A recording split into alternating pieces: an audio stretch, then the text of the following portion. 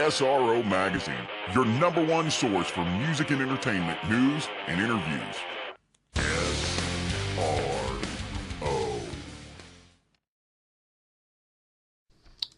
Hello, SRO Nation, you metal psychos. This is B-Mac coming to you with a very special phone interview with the master of thrash from the Jersey Shore himself, the guy who brought us Overkill. Please help me welcome the man, the vocalist, the voice of thrash, that is Bobby Blitz. What's up, Bobby? Hey, what do you say, SRO, coming at you from New Jersey, and post-White Devil Armory release, so everything's quite well. Oh, that's excellent. Yeah, this is your 17th album release with White Devil Armory. Congratulations. This is a phenomenal record.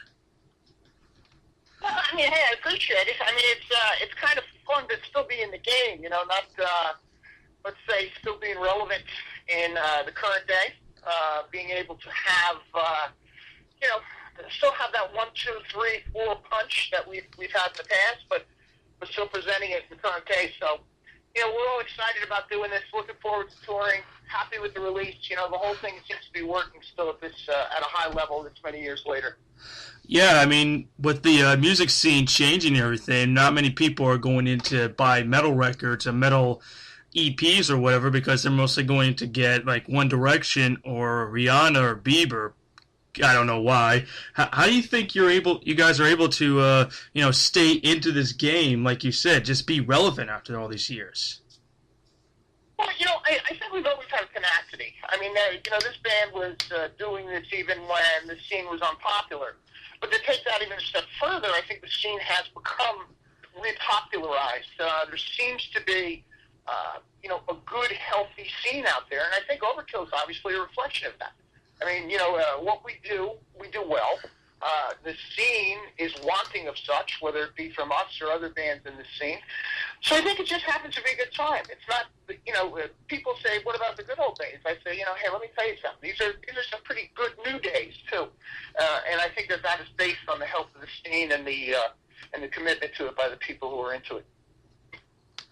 Yeah, exactly. And this album represents a 2-year gap between this one and your last release, The Electric Age, and it's kind of the same pattern you did with Electric Age and Ironbound. Were you guys just anxious to get back into the studio and write some new stuff? Was that happening when you guys were on the road for Electric Age? You just had some new stuff coming up? You know, it was always been an understanding of ours, and it's very simple. If it's in you, get it out. And we've kind of worked on that principle or theory since the beginning. You know, I don't think there's ever been more than 2.5 years between records for us. So, I mean, you know, if we've been around for a 30-year period and you're talking about 17 records, I mean, you kind of do the math and you realize that it's just a clock that we work on. So I think that, you know, really when it comes down to Overkill, this is about what we like doing as opposed to what we have to do or saying, okay, the last one was great, let's just hang around for 5 years. Nothing to do with that. It has to do with the fact that we like to do music. So I think it's pretty evident when you say, hey, 17 records almost over a 30-year period. And it's actually less than 30 years because we were signed in 84 and released in 85. So it's been something like 28 years that we put 17 records out. So you think of it in those terms, we obviously like to do it. It's not about waiting around. It's about what's in you has to come out. Yeah, exactly. I mean, a lot of bands today, like Metallica, they wait for like a long period of time before they put out another record. I mean, it's been over 6 years, going on 7 years since Death Magnetic, and we're like waiting, when's the next one coming out, you know? But you guys, you don't rush it. Well, you do rush it, but when you rush it, you still put out a great record, and White Devil Armory is an example of how great your musicianship is in the whole band. Well, you know, we have a gelled lineup. I mean, this is the longest-standing Overkill lineup. Longest-standing guitar player, Dave Linsk. Longest-standing team, Dave and Derek. So you start adding all the years together. This is the longest-standing lineup. So the lineup is gelled. And, you know, when you start thinking about a gelled lineup and guys having a good time doing this many years later, it's not always, okay, let's do sound check. Okay, let's go to the studio. Okay, let's rehearse. It's more like, wow, let's do sound check. Hey, let's jam that new riff. Hey, let's get down to the studio and do a little rehearsal. Somebody pick up a six-pack. You know, if you're thinking in those terms, as opposed to it being work, then I suppose it still has the passion of a hobby, but with, let's say, professional presentation and execution. Yeah, exactly. And speaking of lineup, you said that this is the longest lineup that you guys have. You guys are going on almost 10 years with this exact lineup. And how is this current lineup differ from the past lineups that you've had from the 80s to where you are now? Well, everybody had, there's always differences. This is about a formula or chemistry between people. So you add or subtract people, the chemistry always changes. I mean, it's just that simple. It's not a matter of Dee and myself saying, oh, this is the way it's done, you have to do this.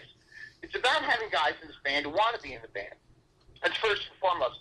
Second, they have to bring something to the party. And let's say Dave brings this kind of left field, avant-garde, lead playing to the party. I mean, this guy's always about doing something that other people haven't done. Ron Lipnicki, for instance, has brought something to the party. He's brought kind of a hop that we didn't have. He was really good, reflective of the scene when he joined the band.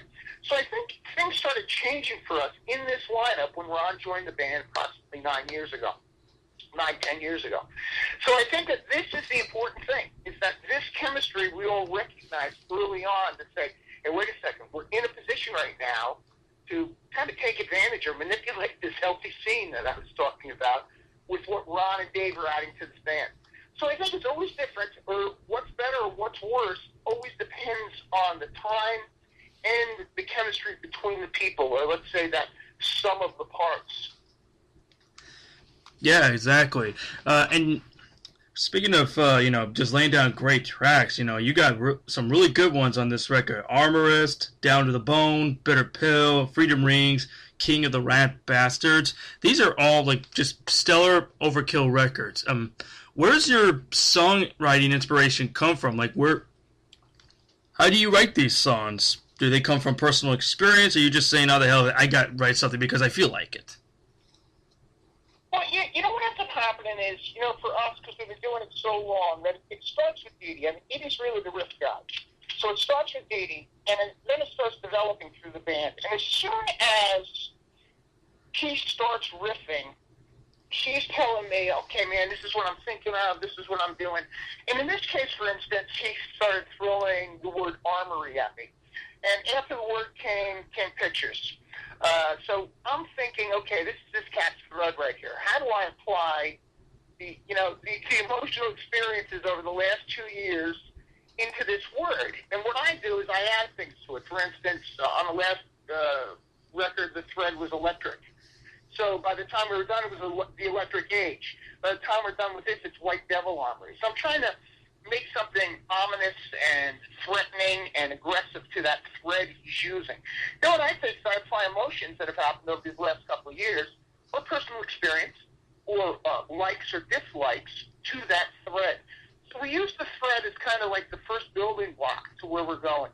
And if I know he's writing with the word armory in his head, and I'm writing with the word armory in my head, we're probably somewhere going to match up with regard to what our presentation is for the entire record. That's pretty cool. An example would be Freedom Rings. That's actually one of my favorite tracks off that record. And I was reading the lyrics, and why don't you tell me, what's the meaning behind that song? Well, it's really the price of freedom, and it's not about necessarily, it's not about obtaining it. It's more about realizing its value once you're knocked down. It's not about being knocked down, but about standing up afterwards. So it's as many times as a person's knocked down, it is not what the gauge is, but how many times they can get up afterwards. And then just apply to, obviously, the freedom thing and some personal experiences with regard to, even a local weather event we had here in New Jersey down at the shore called Hurricane Sandy. And that was just with regard to being abstract and applying it to the taking of freedom, but watching the area, let's say, stand on their feet soon afterwards. It's funny how you say Jersey Shore, because anytime somebody says Jersey Shore, they kind of think of like a bunch of drunk Italians who have nothing better to do than act like buffoons. Yet you guys are the original men from New Jersey. You brought something special from New Jersey. I mean, when Jersey Shore came into town, I thought, oh God, I didn't like it. But anytime I think of Jersey Shore, I think of you guys, basically.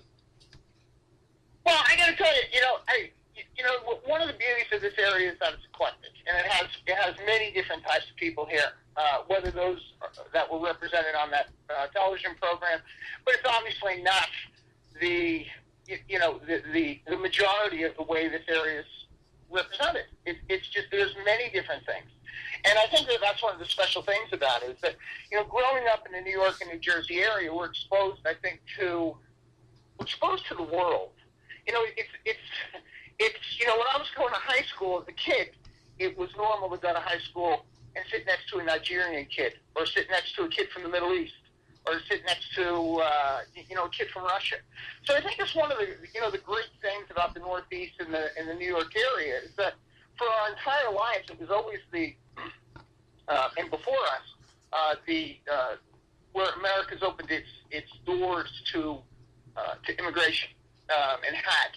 So we were always used to that. So I think that New Jersey and New York has always had that eclectic value when it comes to people understanding people, and there's always a difference. So it's probably where a lot of our work ethic comes from, and let's say the ability to accept based on the man's quality is not necessarily where the man comes from. Exactly. All right, back to the album. On one of the bonus tracks, you had a guest vocalist come in, and Mark Torres from Accept. How'd you get him involved? Well, Mark's a Jersey guy, as long as we're speaking of Jersey. It was a very easy negotiation.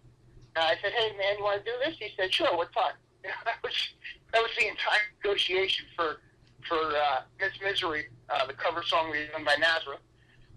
But, the idea was we were going to cover Nazareth tune. We decided on Miss Misery. I sat down with Dee Dee and the other guy, and one of them said, how about doing a duet with Mark? And I thought it was fantastic, a fantastic idea, because his voice is cut for it. And his and my voice are relatively the same, different.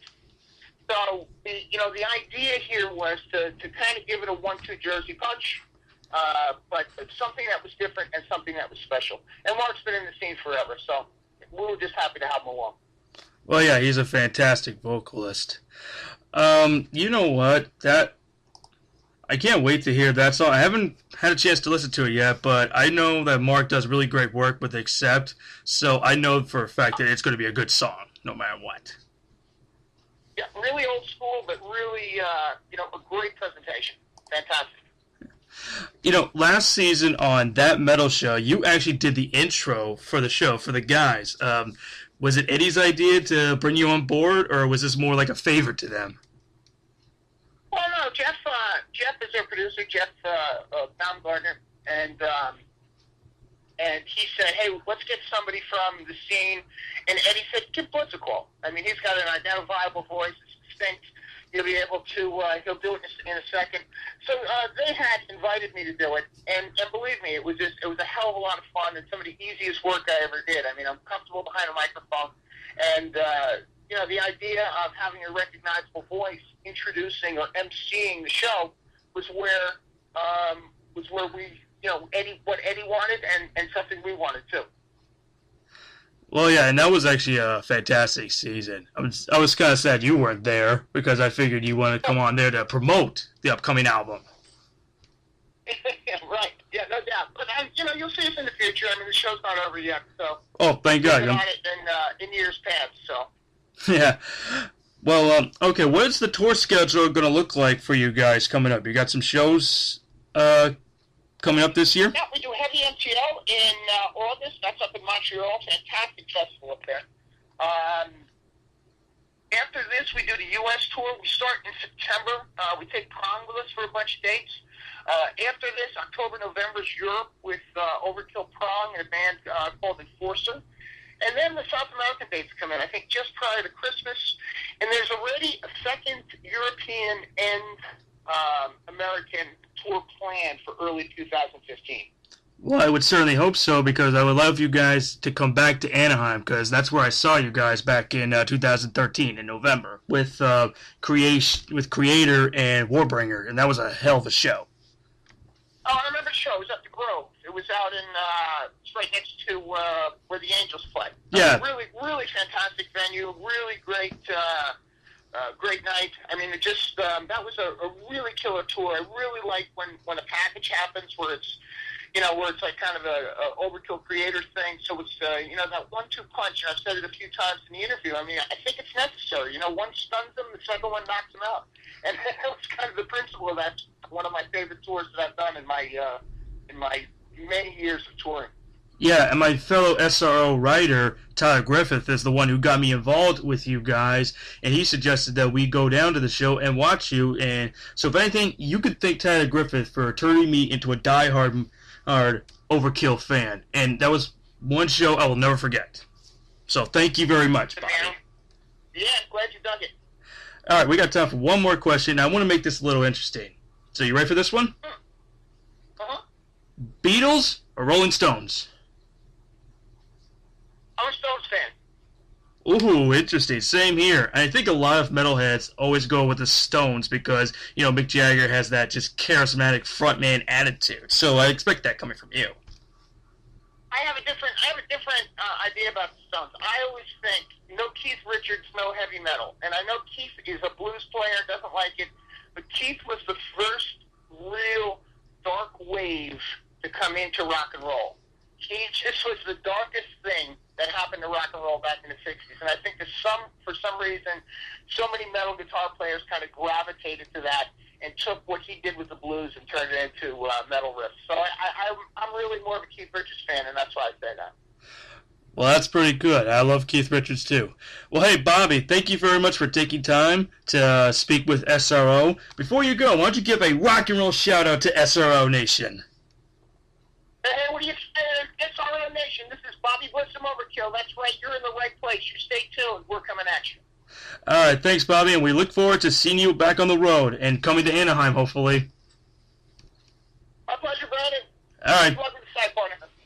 All right, no problem. Thanks, man. Have a good day. Bye-bye. Bye-bye. Well, SRO Nation, that was Bobby Blitz of Overkill giving us a very cool interview. And don't forget to pick up Overkill's newest release, White Devil Armory, which is in stores now and on iTunes and Amazon.com.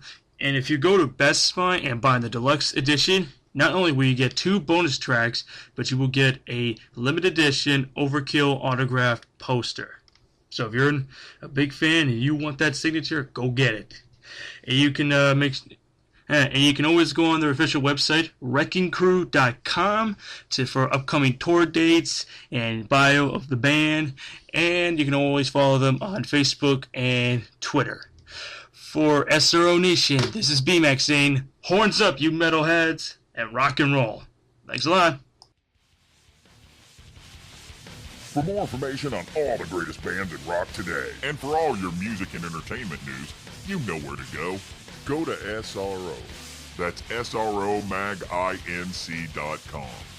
SRO Magazine is sponsored by Kick-Ass Cables, PhDRadio.com, Robert's Guitar, TDLMusicGroup.com. The SRO audio and video was done by Carson Drive Studios and SROMagInc.com.